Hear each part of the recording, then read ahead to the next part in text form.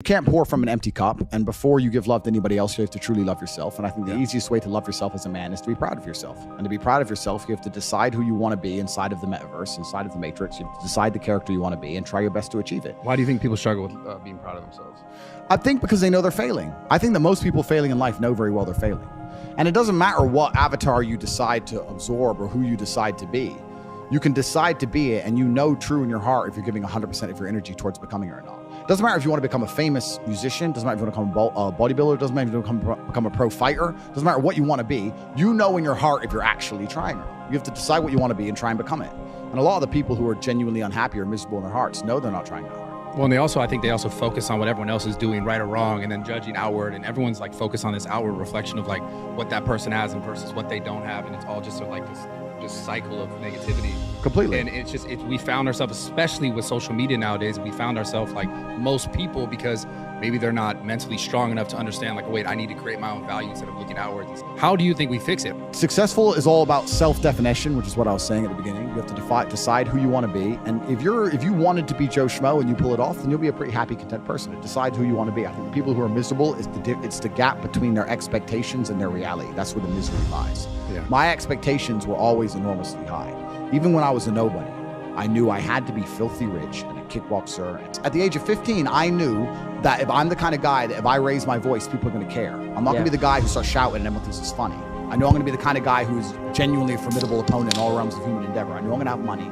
People who are miserable are the people who don't try hard enough to obtain it, because I actually believe, and this is another thing I'll say, I believe the universe is very giving. I think the universe and God himself is very giving. I've yet to meet somebody in all my years who is genuinely giving 100% of themselves day after day, doesn't snake anyone, firm handshake, look you in the eye, doesn't lie to nobody, and tries 100% who doesn't get what they want. I've never seen it. Every single person who doesn't have what they want, there's something in their story that doesn't quite add up. I've yet to see some guy who, have you ever seen a guy who eats right and trains his ass off and never misses a gym session, ever not grow? It's just, that's the way the universe works, right? So if you're truly about it and you're truly trying your absolute best, you're gonna do it. And that's what I believe. I believe the universe is extremely giving. So when I meet somebody and they go, I really wanted this and I don't have it, I say, you didn't really want it. All like the successful people, most successful people in the world, would you say that all of them have like something in common in the sense of like some sort of hardship in their life? It's not... I mean, trauma is extremely important. And this actually goes back into answering the first part of your question, which is interesting. There's a study I read about stress. And it was saying that stress has a placebo effect attached to it, because the placebo effect is extremely powerful. So they found some of the most stressed people in the world, and they split them into two groups.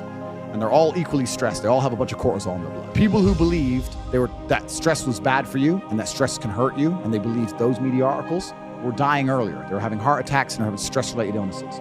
The people who believed the opposite, who just said, stress is part of being successful. I like stress. When I feel stressed, I do my best. It makes me anxious. It turns my brain on. I like being stressed. Lived longer than average. Point is, the same drug, how you look at it and how your body anticipates it, how you feel about it, affects the real world results. Which goes back into what you were saying earlier about the jealousy. You're saying people look on social media and they get jealous and it demotivates them. That's because they decide to be demotivated by it. Do you know what happens when I get jealous of somebody? I fucking beat them. If I look at somebody who has something I ain't got, I will take it from them by hook or by crook. Love it. I wish someone could make me jealous. It's hard now. I got everything. I wish I could look at somebody and go, fucker, I'm gonna beat you. Would you say jealousy is the #1 bark for motivation? Well, I don't think motivation is a real thing. I don't believe in motivation as a concept. I think discipline is real, and I also think discontentment is real. And I don't think it's possible for anybody to stay in a scenario where they're truly uncomfortable. If you fall asleep on your arm and your arm really starts to hurt, even in the deepest sleep, you're gonna wake up and move your arm. If you sit there and your life has been in a rut for 7 years, you are semi-comfortable in that rut. Sure, there's days you're pissed off. Sure, you're semi-annoyed by it. But there's also days where you just play video games, eat pizza, and you're kind of cool with it and it's no big deal. If you were truly unhappy and uncomfortable and discontent with your scenario, you wouldn't be in it. So I don't believe there's anybody who's truly... When I was broke, I couldn't sleep. I'm not saying that, please understand me. When I was broke, I couldn't sleep.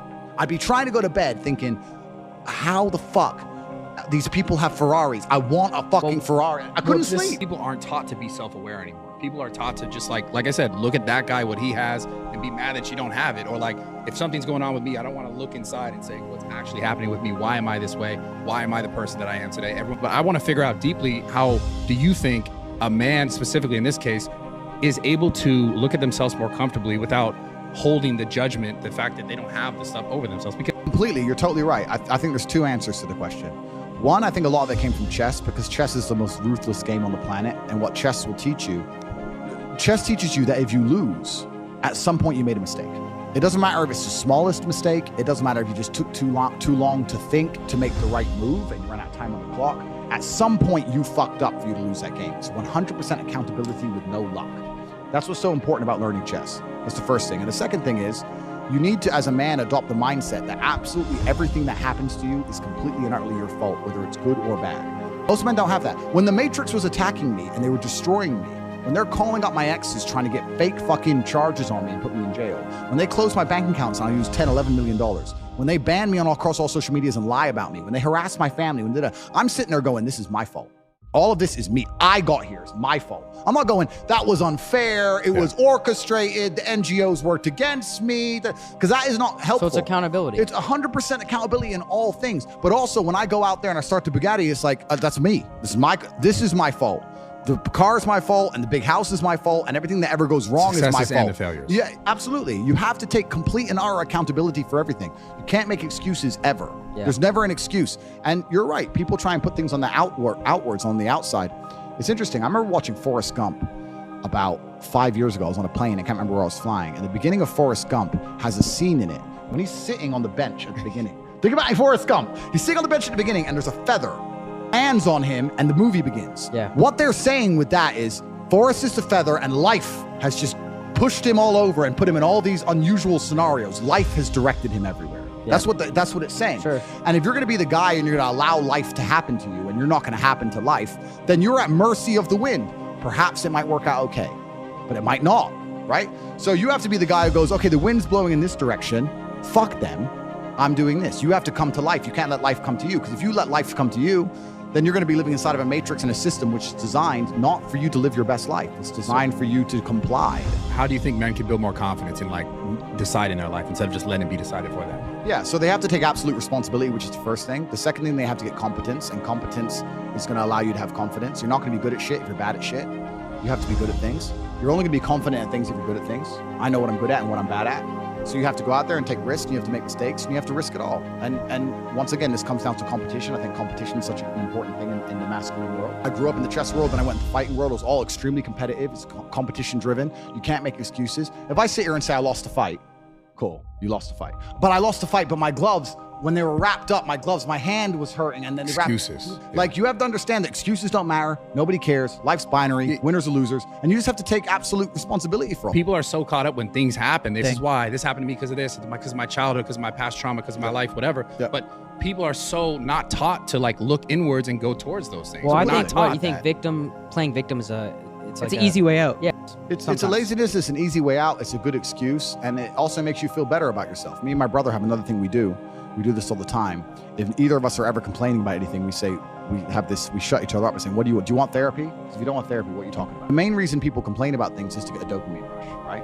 I'm unhappy, but if I sit there and I complain about it and you give me a little bit of sympathy, I feel better. Dopamine. That's why they're complaining, for dopamine. If someone comes to me and complains about something, the best thing I can do for them, because I'm a philanthropic, nice man, because I'm Mr. Nice, is tell them to get fucked. I don't care. Shut up. A lot of this comes down to your social circle. Because there's a whole bunch of guys out there whose friends accept excuses. If your friends will allow you to make excuses, you're going to make excuses. If your family let you make excuses, you're going to make excuses. You're going to complain and feel better. You got to be around killers who don't accept that shit. If me and let's say me and 3 friends, there's 4 of us, and we all decide to do 10,000 push-ups a day, and all of us do them except one, there's no words inside the human language, there's no sentence you could possibly construct, no matter how compendious or concise or how intelligent the man is, that will allow us to forgive him for failing. You don't accept excuses. That is it.